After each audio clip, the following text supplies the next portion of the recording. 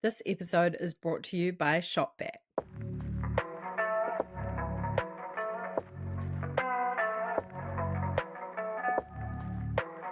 Welcome back to the Kiwi Wedding Podcast. My name is Lydia and I am a wedding photographer and your host based in Tamaki Makaurau, Auckland. Today on the podcast we have Isabella or Bella and Benson. They are a beautiful Kiwi couple based over in London who got married at Markovina in Auckland. These two are so sweet and hilarious. I was smiling and laughing through a lot of our chat. We chat through their love story, how they met when they were teenagers and reconnected later when the timing was right, getting engaged during lockdowns, what it was like to plan a wedding from the other side of the world and the key vendors that helped them the most important elements of the day and how they incorporated music, their family values and culture. Why it was difficult to cut down to a 250-person guest list. So many beautiful, memorable moments from their day and some incredible advice. Enjoy episode 46 with Bella and Benson. Hey guys, thank you so much for coming on the podcast today. So excited to chat all about your story and your wedding. Yay! Thanks for having us. Yeah, thanks for having us all the way from London. So cool. So grateful for you making time. To get started, if you could just tell me a little bit about yourselves and how you guys met and your life together. A little bit about me. My name is Isabella. I am an opera singer and model from Kiwi-Samoan from New Zealand. I was born in Wellington. How far do we want to go? Far as you want. Yeah, 200-word bio or... Yeah, grew up in West Auckland, then basically early 20s, have been living overseas, studying opera, and then full-time modeling 2019, and now I've ended up in London with this guy. And this guy is Benson Wilson. I'm an opera singer and model, overall creative, based here in London. I moved here in 2016 to study at the Guildhall School of Music and Drama, which naturally led to, or luckily led to a career in the opera industry. Currently working as an opera singer, model, and a creative and director of Mana Arts Collective. I grew up in Auckland, born in West Auckland, grew up in South Auckland, and then went to school in Havelock North in the Hawke's Bay. Did my undergrad degree at the University of Auckland, and like I said, moved over here to London to do my master's. How we met is an interesting story. Oh yeah, I forgot about that. Because Isabella and I were both in the New Zealand Secondary Students Choir in 2007 and 2008. Yeah. We were in the New Zealand Secondary Students Choir. And we went on tour to Argentina and Brazil. And we were kind of like the class clowns. So we were the two that got in trouble, that were late to rehearsal. One of my favorite memories of us is actually when we were in Rio in Brazil, and we just spent the morning at the beach with a bunch of our friends. Yep. And we were late to rehearsal, of course, as always. And the conductor of our choir caught us like as we were like running through the hotel lobby to try and get changed and get our music and things. And we were just like trailing beach, like water, sand through the lobby of this hotel. And the conductor's just looking at us like, what are you? I have to say, you can't take all the blame. Elijah Taulango and Gabby Penny, you guys are just as responsible as we are. Yes. And Tom Atkins, actually. Yeah, Tom Atkins. Yeah. We were kind of the back of the bus kids, the loud kids. Isabella kind of had a crush on me. Wow. It was totally the other way around. But I did not know this. So I did not know this. We found out at our wedding that the staff who were traveling with the New Zealand Secondary Students Choir used to call her oblivious. They used to call me Isoblivious instead of Isabella. Because apparently it was super obvious that she liked me. Nah, that I like and they were like he wouldn't stop, just like he would linger around her and just try and talk to her, well would successfully talk to her. Well, we were mates, so Yeah, we chatted. we were very good friends, but apparently she was as oblivious, and I was a teenager having a mad crush on my choir friend. Um, then we went on to pursue our careers. Life happened. Bella moved to Wales. I moved to London. She moved to San Francisco. She got into a long-term relationship. I had relationships. And then it just kind of matched up that we were both single and in London around 2019. Yeah, end of 2019, I came over. I was living in New Zealand at the time, and my agents there were like, you need to give London a go for the modeling scene, try and get signed by an agent over there. And I let Benson know that I was going to be in London, and we started chatting, and it ended up being kind of, it went from texts to calls to then like video the calls. calls being like 3 hours and then fall asleep on the phone. Yeah, and so about a month before I turned up to London, he was kind of like, I think I like you. She was like, I think I like you. And I was like, I think I like you too. I landed in London, and who was at the airport? This guy. This guy. Yeah. So that was kind of, then 3 days later, that was it. We went for a pint, and then we were dating, and then a whole pandemic happened, and we were locked down together. And yeah, the rest is history. Oh, so cool. I love that you were school friends during that time, and then it was just like, yeah, when the timing was right, drawn back together. So cool. And yeah, nothing like a lockdown to bond you as well. And I know it was very intense in the UK. Yeah, it was kind of we're thrown in the deep end to learn everything about each other very fast. Mm-hmm. We did. Yeah. Cool. Yeah. So good. Worked out. So you dated for a while and then got engaged. Can you tell me a bit about the proposal story? I can tell you all about it. I'll let you tell all about it. So I had the idea, it became very clear that I wanted Isabella to be a part of my life for the rest of my life. And I asked her parents whether I could propose to her. And I had inspiration in like how I can do it.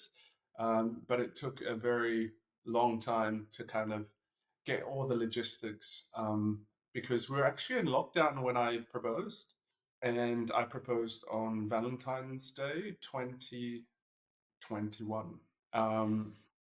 And the way that I went about it is I got like our immediate family to from their own homes in New Zealand and Australia, um, to hold up words for a song, kind of like what's that movie? Love Actually. A little bit Love Actually, but like one word on Everyone each. had kind of one word. And I got my cousin, who's a videographer in Brisbane, to put it all together. So then on Valentine's Day, I told Bella, hey, I've got something planned. Stay in the room for a sec and then come out and everything should be set up. She was like, what should I wear? And I'm like, oh, let's wear something nice. Yeah, whatever. I wasn't like, so I kept wondering what this thing was because we're in lockdown. It was normal for people kind of on Valentine's Day to do these now weird like Valentine's Days that are like a creative. So we're gonna do like an online salsa class, or we're gonna try do this like that's what she thought it was. Yeah, like a cooking class where we follow the chef online. Or so seeing kind of TV setup and like laptop setup, it wasn't. I was thinking, okay, we're doing some kind of experience. Yeah, and what an experience it was. What an experience. So she walked out. I actually got all of our immediate family members on a Zoom call and hid my laptop so that they could see us, but she couldn't see them. And on the TV, I played the video, and it had like a flashback pictures from when we were like 16 and 17. Um, because before we had these cameras that could take selfies, we already mastered the selfie with the digital camera. So quite a few selfies from Brazil and Argentina and our time in choir. So it was cool to like go over all of our kind of old pictures and videos, and then it went into the family holding up their stuff, and then that's when Bella started crying when she saw that our family And were. I'm an ugly crier too. It's not pretty crying. My whole face was like. Yeah. And then at the end, I got our parents to hold up Isabella, Melian, Moore. Will you marry me? Yeah. And then the video finished, and I was about to get on my knee, and then she goes, "Yes!" I didn't even wait for him to get on his knee. I've never done this before. I don't know what you're supposed to do. Yeah, perfect, I think.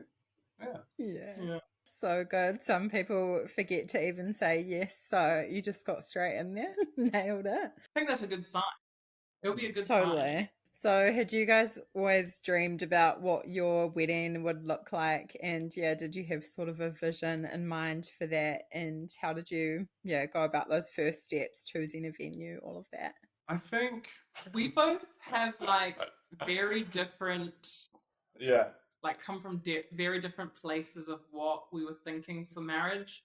Like I had always been someone that I never thought I wasn't really into marriage. The idea of it, I just thought, if you're with someone and you love someone and like that's commitment enough, I don't need the whole wedding and marriage and all of that. And well, I guess he changed my mind, didn't he? Okay. Let me tell you the truth. I think for me, in terms of what an actual wedding day looked like, for me it was more of a feeling. Um, Bella had a Pinterest folder. Did have a Pinterest, but She had a like, Pinterest folder. it was like, Like like most girls. like a just in Yeah. case. She likes to did it Yeah. just in case. And it was, guys, if your wife or if your fiance or if your girlfriend has a Pinterest, just have a look. There's probably a ring folder and a wedding dress folder. Wow.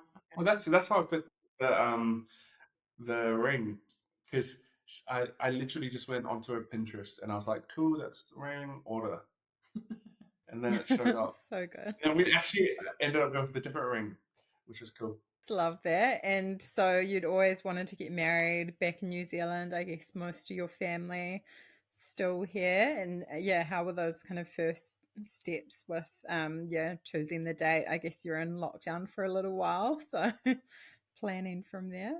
The venue for us, a big thing was, can they kind of do it all? So we need a venue that while we're over here, at this stage, we didn't have a planner, so we're trying to do it on our own, and we needed a venue that would, you know, be able to accommodate us. We're going to be like zooming in and chatting over the phone, and so yeah, Benson was really the guy that was on venues.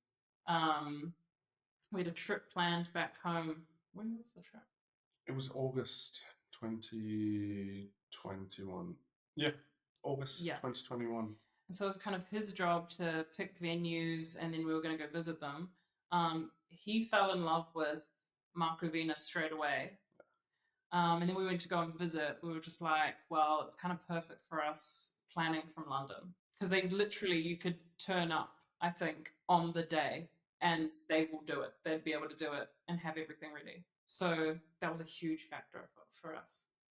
Yeah, and we definitely knew that we wanted to get married back home, just because our like being Samoan, from Samoan culture, we need our family there, and our grandparents are getting on in age, so we didn't want to make them travel to this side of the world. So it was kind of already set that we were going to get married in New Zealand, and then we had to pick a time that was convenient for us and that could be convenient for other people. So we picked December because it's around Christmas holidays. We wanted to be home for Christmas as well.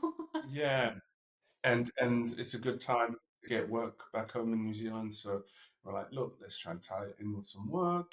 It's the Christmas holidays, so all the kids will be free. We've given everyone enough time to take time off. Um, so yeah, that's how we ended up with December 2022. Also, I'm a little bit of a numbers person. I care about the numbers, and so our wedding date was 11th of December 2022. So that if you just take it, it's like 111222.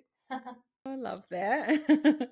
So cool. Special date and yeah, beautiful venue at Markovina. It's popular one in Auckland for sure, but there's a reason for that. Love that. And what were the most important elements of the day for you? Your sort of top priorities, obviously family, people, but yeah, in terms of vendors or anything else.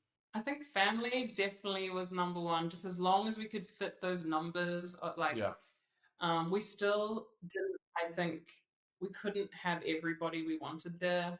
I think we pushed Markovina We really did. beyond their max. I think normally they stop at like 250 and No, 250 it's or 218. 218 or something like that. It's We had 218. 250 or 280 or something like that on our original list, and we're like, And then we got down to like 220, yeah, 225. And then it's creeping up. yeah. But we gotta take credit for that. Our amazing wedding planner, Netia, from Good Company NZ. She was fantastic when it came to correspondence with Markovina.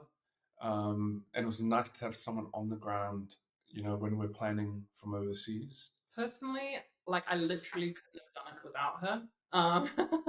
Like I was just stressed anyway. I'm a bit of a stress head, so getting married and a wedding, and I don't know, I was already just normal stress level about that, and then having to plan everything.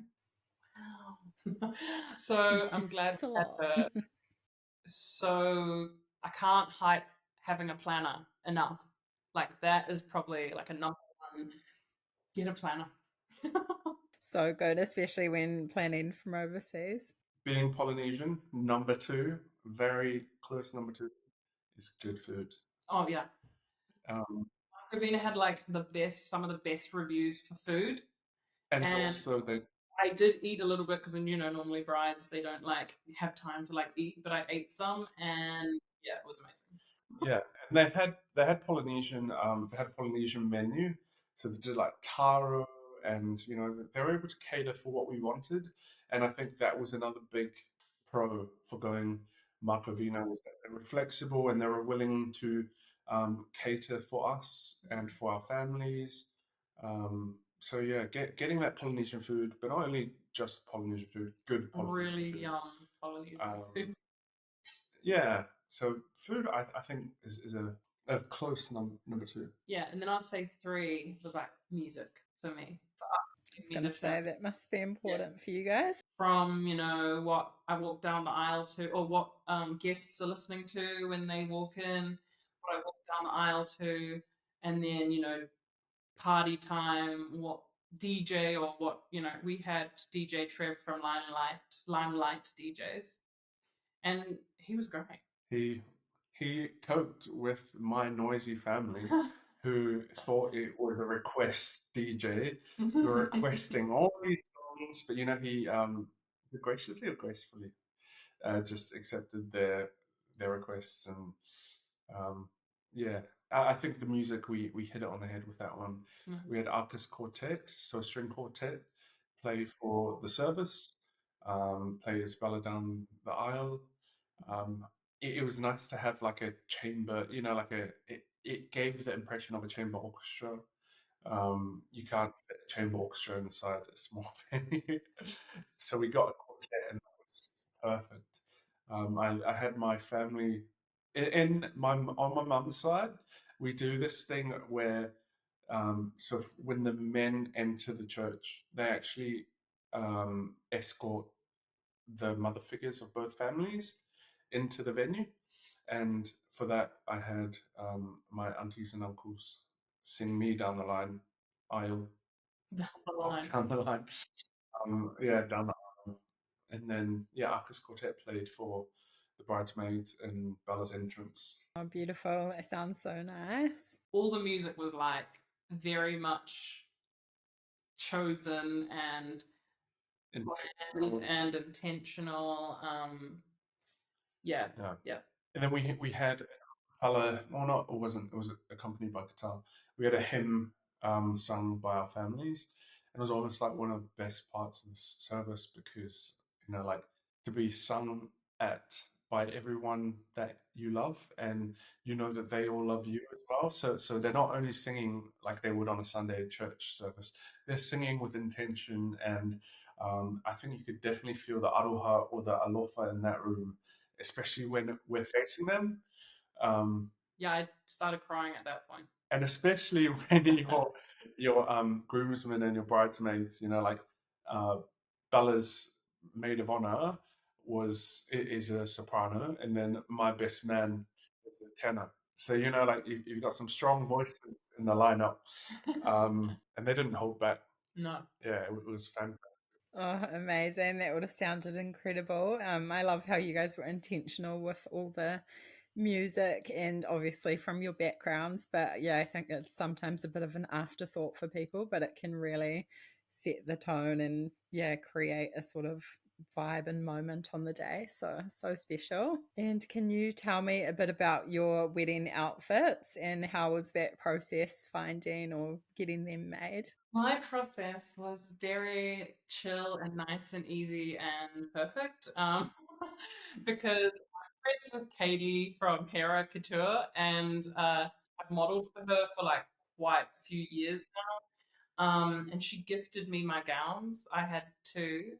And I kind of, as he said, I did have a Pinterest board with some gowns in there, and I definitely had like a style that I knew what style I would want for the ceremony versus the reception, and I kind of just told Katie, "This is what I'm thinking. I trust you. Yes, please. Thank you." And created me my like dream gown, and actually you can now like go and buy the Isabella gown Oh, at Hera so cool. Couture. It's this off the shoulder, I think it's in the fabric Mikado, and it's just basically operatic soprano extraordinary Giving diva. extravaganza, eleganza, off the shoulder, longest train you've ever seen, like gown. I don't know if that was the best description, but that's how I felt. And I've got a cool story about what Bella wore. Yeah. So in planning for our wedding, we were I think we're at your dad's house. Yeah. And I said to Bella, I said, "Do you have any idea of what I'm gonna wear?" And she was like, "I think you'll definitely wear a tux." Wait, the context is that we let each other have like free reign of what we wanted Free to wear. reign, and don't tell each other. Chatted a little bit about, I think, if you're gonna go with a white, make it like a slightly off-white, that kind of thing, versus But yeah, I wanted him to feel like $1,000,000, and I mean, I knew I was gonna feel like $1,000,000 in my hair. And she knew that I knew how to make myself feel like $1,000,000. So she trusted me. But the cool story here was that so she said, "Oh yeah, tux maybe," and then she's like, "What about you? What do you know what or do you have an idea of what I might wear?" I drew this Oh my gosh, he has the picture. on my phone. Oh, wow. Drew this on my phone. And I was like, "It's gonna be off the shoulder, cut over here. It's gonna be cinched at the waist, and it's gonna puff out." And if you look at the pics, I mean, it looks like You'd that. been it's studying the Pinterest board? no, I think I just know her. No, that's the 6th of December, so that was 5 days before our wedding. Yeah. Oh, wow. I drew it. Nailed it. I was like, "Oh, I vision? Nah. Yeah, but you didn't draw my reception dress. No idea about the reception dress. For And the that was reception like dress, amazing. I went with this like, yeah, I think for the ceremony I wanted to be this like opera diva, and then for reception I wanted to be more of a goddess. So I did this kind of like silky robe, just big sleeves. I had these statement flowy sleeves. It was giving like, you know, the muses at the beginning of Hercules, you know, the like Yeah. Greek kind of goddess. It was amazing. Flowy and Yeah, it was like low dramatic. cut in the front, but also low back. Yeah, no. So I she love didn't it. ask for much. Katie smashed it. Ask how much. You know what was crazy though is that when I went in the first fitting, it was like 11th of November, so this is a month out from the wedding. Everything fit like I didn't need you. I could have that could have been my wedding day that I was going to Yeah. pick up the dresses. Like that's how well she makes. You told me this. Yeah. And Bella was like, everything fit. And then Katie, don't you dare lose weight. It was just- Ooh, and then what I wore, Yeah. I wore nothing. No. I went for like a, I think it's called like jacquard, kind of tuxedo jacket that had velvet lapels. It was like an off-white kind of creamy jacquard jacket that had a subtle Damascus print effect. That's what I have here. yeah, and then it had a dramatic black velvet, so it was kind of ivory jacket with black velvet lapels, and then it had black velvet cuffs on the jacket. It was definitely something that I really wanted, and I got it made here in London by a company named Mochi Ken. And it was really helpful that Bella went to New Zealand early, so then I can finalize, do my jacket fittings with my mates here. Nice. Oh, so good. You guys looked amazing. Planning a wedding can be incredibly stressful and expensive, but I'm excited to share with you ShopBack is here to change that and help you earn cash back and save on all your wedding expenses. ShopBack partners with over 200 international and local brands, offering cash back on everything you need for your big day. Shop from popular stores like the iconic Shein, Temu, Chemist Warehouse, and Booking.com for all your wedding and honeymoon essentials. It's so easy to use. All you need to do is shop at your favourite stores through ShopBack and make a purchase. ShopBack will give you a percentage of the money back as cash back. Once you have accumulated a certain amount of cash back, you can withdraw it into your PayPal or bank account. This Friday, on the 28th of June, ShopBack is giving 10% cash back at Booking.com. This means that if you book $1,000 accommodation, you earn $100 cash back. So if you still haven't booked your honeymoon plans, this is your sign to book it. Sign up for free via the link in the show notes or use the code KiwiWed5 to get an extra $5 sign up bonus. Thank you so much to ShopBack for supporting this episode of the Kiwi Wedding Podcast. And did you have a bridal party as well? And how was that process? Was it easy choosing them? I think the number was the hardest part. It was like where do we stop? Because if you know anything about a Samoan family, everyone's put their hand up. Everyone's put their hand up. Everyone's keen. And everyone has a valid reason why they should be in the line. But in the end, we could have had, honestly, like there were more people that I would have loved to have in my line, but we had to chop it down. Yeah. So my formula was 2 of my best mates, 2 family members, a first cousin from dad's side, a first cousin from mum's side. That represents all sides. And then my soon-to-be brother-in-law, someone from Bella's side, which is a sign of accepting each other's family and soon to be, one family. Yeah. Yeah, I had my best friend from Australia was my maid of honor. We studied together in Wales and in Cardiff, and have just been like toit ever since. She's my maid of honor, and she was also a trooper because she literally had a baby something like 5 months, 6 months before the wedding. And it was her first time traveling with a newborn, first time mother. So have to give her a little bit of a shout out. My best friend from high school, Jess. Yeah, no, like probably one of my longest friendships. And whenever I'm back in New Zealand, she's like one of my go-to, we gotta go get brunch, we gotta go get our favorite drinkies. She's yeah. She really means a lot to she me. really means a lot to me. Am I just gonna go through and say all the people?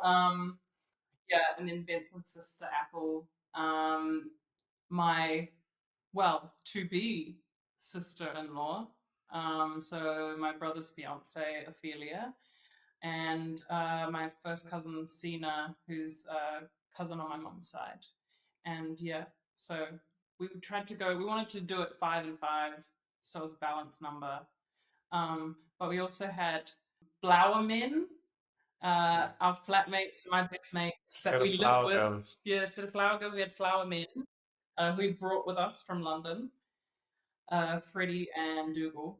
And yeah, so they came with us all the way from London and threw petals for us down the aisle. And so it was great to have them be able to come. And then Freddie's opera singer as well, so it's good to see him. He helped with the tenor section. Oh, I love that. It's so cool. I love that you had a bit of a formula to it as well and kind of had different people to represent those different parts of your life, because it is tricky sometimes and you can't always have like 20 people in your line. So, and yeah, you touched on it a little bit already, but how did you find the guest list? That was difficult to narrow down. That was the hardest job, to be honest. Yeah.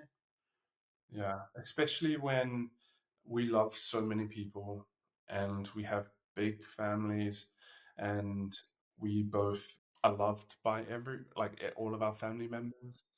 So it was really hard to cut it below 250. And for us, like that's a decent size. For some people, they were like, "Whoa, 250!" And I was like, "Well, that was our the max that we could do at our venue." Like, if was it your mum who was like, 350 is good, and then my dad's like, "There's a venue down the road that holds 3,000 people." I'm like, "Dad." Yeah, I was like, "Who are you thinking to invite?" Because I know we have big families, but yeah. 3,000. Dad was like, I think there's an Indian wedding down the road that had 3,000 people. But yeah, when you have quantity, you start to compromise quality. So we kind of went for representatives of different families. It'd be nice to have had. It would have been nice to have had everyone there, but we couldn't have everyone there, and it was nice to have representatives from our great grandmother's side and a representative from great grandfather's side on my dad's side. We had to do that, and it actually worked out to be perfect. Oh, cool. And can you tell us a bit more about the big day, how it all went down, and yeah, any highlights or favorite moments? So many favorite moments. Supposedly, I didn't know, but I was told after everything happened that I was like an hour late to the wedding. And I didn't know, I had no idea. I was like, this is how good my planner is, I guess. She's just to my face, I guess, being very calm and everything's great. And who turns out I'm an hour late to my own wedding. But look, it rained. We did actually end up moving the wedding inside to their inside spot, because there are there's something like 5 or 6 spots that you can get married in, most of them outdoors. We ended up having it in the kind of marble area in front of the fireplace, and I have to say it was actually for me almost a highlight that we had to have the ceremony in there, because we didn't know what the other was wearing. We both turned up and were very quite formal. And I feel like we really suited that inside space. Yeah. And one of our original, we did think of having the ceremony in a church. And so it kind of was best of both worlds in the end. So for me, that was kind of a highlight, actually, having the ceremony move indoors, 20, 30 minutes? No, an hour before it was supposed to start. It was like, I think there was like this big mad rush that I had no idea about that was happening. And like, everyone was setting up this inside space, and I'm there, like, getting my makeup, like, oh, everything's great. What a nice day. Yeah, like the wedding day itself, so many couples um, warned us, and they're like, it's going to be a blur. It's going to be over, before you know it. But weirdly enough, I remember every single detail of our wedding day. I felt like having a wedding planner meant that I could be present Mm. and I didn't have to worry about anything. Jesse from Jesse and Jesse Photography, he was amazing. Amazing. Like the way that he was like, um, if so we had chats before, and he was like, if I come to you guys and I'm like, hey, 10 minutes, I'll meet you at the back, it's because we've got the perfect sunset. Hour. There's something I really want to get, and he is so smooth the way that he herded our family Yeah. together, like to get a group shot It's an of like art. 50 Mm. and with some of the oldies who are getting impatient, Still a little bit of rain and some of the happening. kids who are like running around. But yeah, he made him and Nitia kind of were like the dream team. Yeah. Like while we're eating, he was like 15 minutes. That sounds perfect. And then we're like, sweet. So we ate for 10 minutes, and he goes, five. Yeah, sweet. Yeah. Like all of these things. Yeah, I just can't remember even- everything. I can't even name. It's like really hard to put it down to a couple of things because I'm biased, whatever. But I think my wedding was super amazing in like every way. Like actually one of the best days of my life. Because like we said, music was so important to us, and Arcus Quartet, they were so great. And we know two of them from going to Auckland University, and so they were happy to be there. They played so beautifully. They played one of my favorite leader for the bridesmaids to walk down the aisle to. It was Morgan by Strauss, and it was just beautiful. Like, Yeah, and so for us, like, on our debrief with Nettie afterwards, she was like, did you know that we started an hour late? And then we're like, nah. And then she said, that's good because actually one of the, some of the feedback that I've already gotten from, some of your guests, they were like, it was as if we were there for like our own personal concert with the quartet, and they absolutely enjoyed having this like 45-minute recital from a quartet before we actually walked down the aisle. yeah. And so it was like not everything went to plan, but it was perfect. Yeah. I think it was just Yeah. perfect. And I got my dream I Walk Down the Aisle song, which was Kissing You by Desiree, which is a song that I've recorded. And it was funny because I recorded it in London in 2019 when I first had just started dating him. Yeah. And so every kind of song had like a place and a meaning behind why it was there. And then again, more music.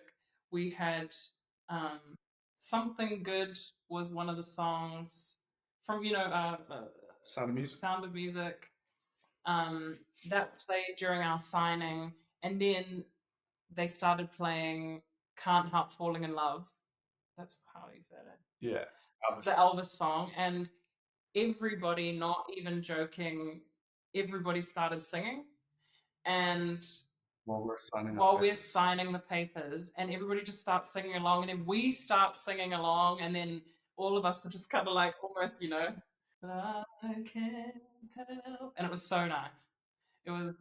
That was probably one of my favorite parts. I can't. How do you top that? I don't know. I think another thing that kind of stuck out for me was our Kiwi-Samoans.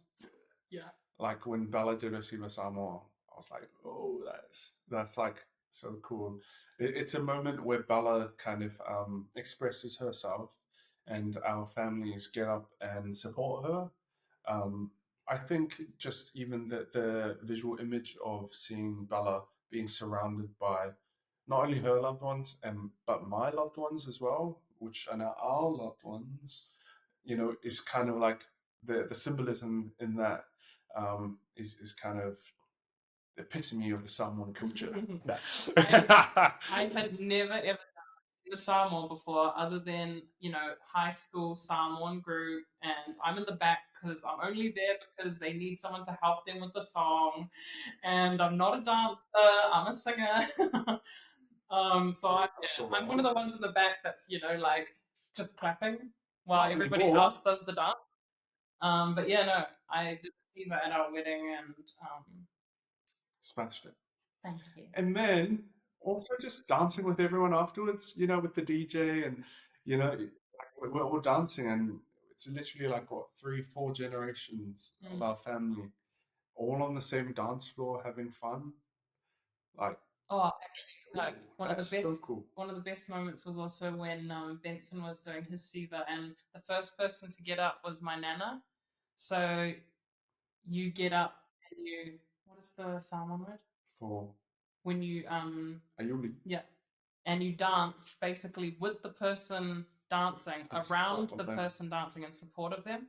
And the first person to get up was my nana, my dad's mum, and it was just like it just really meant something, Yeah, it was like at that point, I think, as well as the whole service, but at that point, in terms of the Fat Samoa, it really felt like a symbol of being accepted into Bella's family. To share a sacred space for us Samoans, such as the Siva Samoa, which we believe connects us with the past, present, and future. Was really nice to actually share that space with her nana first, and then my nana, and then everyone. Yeah. Oh, I love that. So many special, beautiful moments to look back on. And was there anything that you found difficult or the hardest part about wedding planning process? And is there anything you look back on and would do differently or regret? I gotta say, there's like no regret because it was so amazing in the end, but potentially just get started sooner. Like getting the planning started sooner would have been, I think, just for the stress levels. Yeah, I think like the biggest lesson, or actually the biggest tip that I would pass on to someone else who's planning a wedding would be something along the lines of remembering it's both of our wedding. Wow. Remembering it's, so like why are you saying that?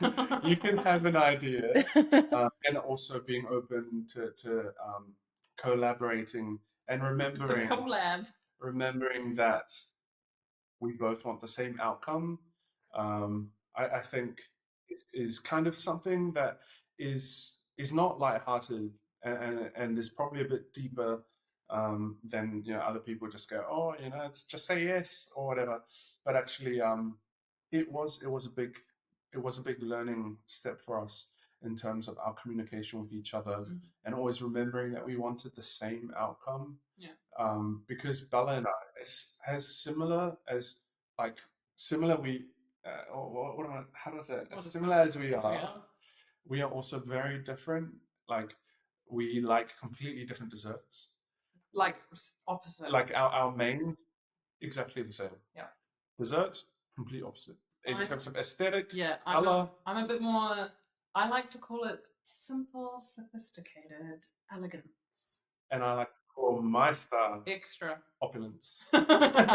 Opulence. More is, he's like more is more, and I'm like more is less. Less is like, more. Yeah, More is more. Meeting in the middle there. Yeah. Meeting in the middle, finding out what your non-negotiables are, and then then highlights what your negotiables are. Yeah, it's great advice.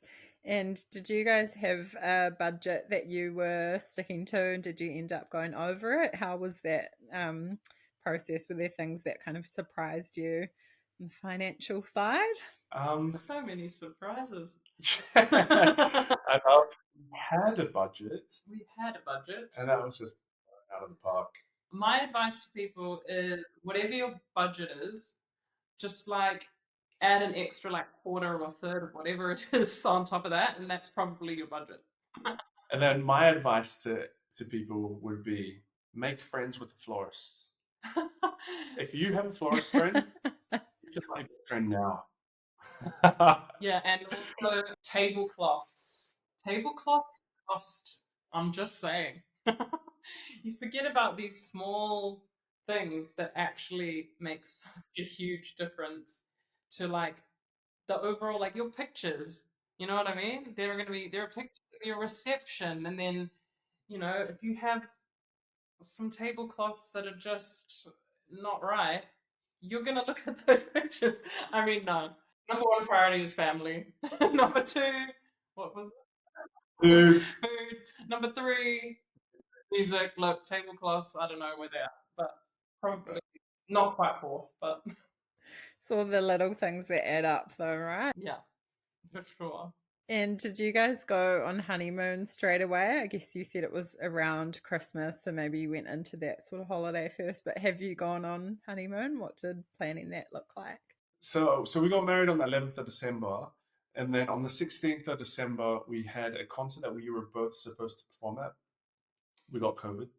We So got COVID at our wedding. yeah, we won't say who gets COVID. But and then I had to fly back here on the 26th of December because I was starting work here in London on the 28th. So we couldn't go on our honeymoon then. But it meant that we had 6 months to plan our honeymoon, and it was the best. It was the bomb. We went to Yeah. Bali. We'd never been to Bali before.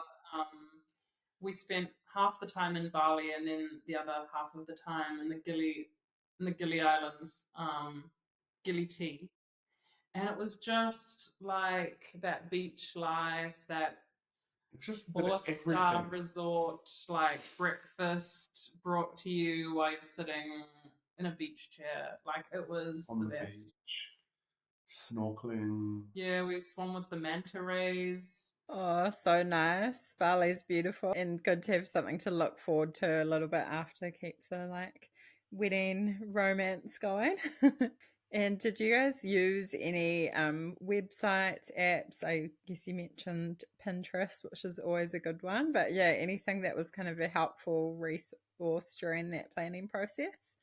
We actually started with using this app called Bridebook. That was like the initial when we were trying to do it ourselves. And then when Netia came along, it was Aisle planner. over to you. Aisle planner. Yeah, super helpful having a planner just across everything, and she would have great resources that she's using too. Like I'm definitely not a techie person. So technology and me are like not friends. He's good at the technology. Oh, so good. And you've given a lot of great advice already, but yeah, is there any other advice that you would give to couples planning their wedding at the moment? I think a big one would be just remember it's about you two. Mm. Make sure it's about you two. Some of the best feedback, and we got it quite often, was it was so like it was you two. It like the feeling of the whole day was just about it was about you two. It was about your love together. It was about your shared passions. Your yeah. I think Oh, this reminds we need to shout out Natasha Bowen because she was one of she was our ceremony. What do you call master of ceremony. Celebrant. celebrant? Natasha was our celebrant, and it was we're two. Well, I think I'm funny, but we're two funny people, so we like to have a laugh and joke around. And she was so good at making that a huge part of the ceremony. And she got a lot of compliments afterwards from the guests who came, saying she's part of the reason that, like, really our wedding was so us. No. Yeah. I actually just recorded an episode with her for the podcast, so I'm excited for people to hear that because she's got so much amazing advice and stories. She's hilarious. Absolutely hilarious. Oh, so great. And what is married life like now? Do you feel like you got any of the post-wedding blues afterwards? I feel like I didn't have time to. Yeah, no, to be fair, you have to go straight into work. Yeah. No, married life is great. I think we've like making that commitment to each other for life and then experiencing life together, something special and something that evolves. Our relationship has evolved over the last year that we've been married, and I know it will continue to evolve as we age. I said we don't need to have wedding blues, I reckon, because I feel like we're the type of people that if we want another wedding, like, why not? So good. Love that. Amazing. It's been so nice to chat to you guys today. Is there anything else that we missed or, you want to say or add to engage people listening as we wrap up? What's like a nice little nugget to... Go on, you've got them. Oh, I've got no nuggets. Yeah, a few things throughout the interview that you can extract as nuggets. Absolutely. So many. My nugget, which I already said, is get a planner, ask Netia if she's free, don't be a hero, delegate. Can you say that again? Because I while you're speaking. Well, get a planner, ask Netia if she's available, don't be a hero, delegate. So good. Love that. Oh, it's been so lovely to chat to you guys. Thank you so much for coming on. Thanks for having us.